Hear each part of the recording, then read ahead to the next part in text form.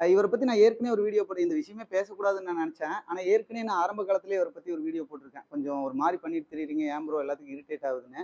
ஆனா அந்த டைம்ல என்ன பண்ணாங்கன்னா, எல்லா மீடியாவுமே யூடியூப் சேனல்ல சொல்றேன் நானு. எல்லா சேனலுமே அவர கூப்பிட்டு இன்டர்வியூ எடுத்து பயங்கரமா நெறைய இன்டர்வியூ எடுத்து அவர ஒரு ஒரு ஒரு பெரிய ஆளாக்கி அவர கொண்டு போய் வச்சுட்டாங்க. இப்ப என்ன ஆயி போச்சுன்னா, அவரு கொஞ்சம் திடீர்னு இந்த ஃபேம் வந்தனால அவரு ஏதோ ஒண்ணு பண்ணிட்டு திடீர்னு எங்கேயோ ஒரு பக்கம் தெரியாம அவரும் மனுஷன் தான். தெரியாம ஏதோ ஒரு பக்கம் லூஸ் டாக் விட்டுறாப்புல. இப்ப அத புடிச்சுட்டு, அதை யாரு ஏத்தி விட்டாங்களோ, அந்த மீடியாவே இன்னைக்கு அவர போட்டு வாங்கு வாங்குன்னு வாங்கி, ஏதோ போட்டு அவரு தேச துரோகம் பண்ண மாரி இது பண்ணிட்டு இருக்காங்க. ஏன் இத நான் பேசுறேன்னா, நேத்து நான் ஒரு யூடியூப் சேனலோட இன்டர்வியூ பார்த்தேன் அவரோடது. அவர் ஏதோ லூஸ் டாக் பண்ணி இந்த ஆணவ கொலை நடந்த சம்பவத்துல ஏதோ லூஸ் டாக் பண்ணி ஒரு வார்த்தை விடுறாரு.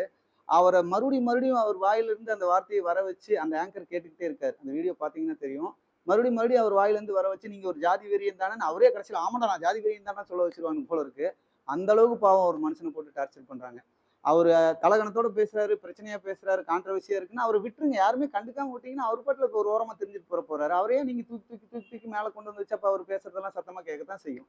இந்த இன்டர்வியூ எடுக்கிற சேனல்லாம் சொல்றேன். தயவு செய்து அவரு ஆகாதுன்னு விட்டுருங்களேன் ப்ளீஸ். ஒரு மனுஷன போட்டு ரொம்ப கிண்டல் பண்றதும் தப்பு. ரொம்ப அவர மன உளைச்சல் பண்றதும் தப்பு.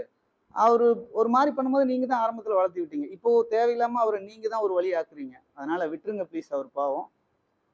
நானும் அவர் ஆரம்பத்துல பேசினேன். என்னன்னா, அந்த மாரி பண்ண வேண்டாம்னு சொல்லி பேசினேன். இப்ப எனக்கே மனசு கேட்க மாட்டேங்குது. இவங்க போட்டு இந்த காய்ச்சறதெல்லாம் பார்த்தா ஒரு மாதிரி இருக்கு.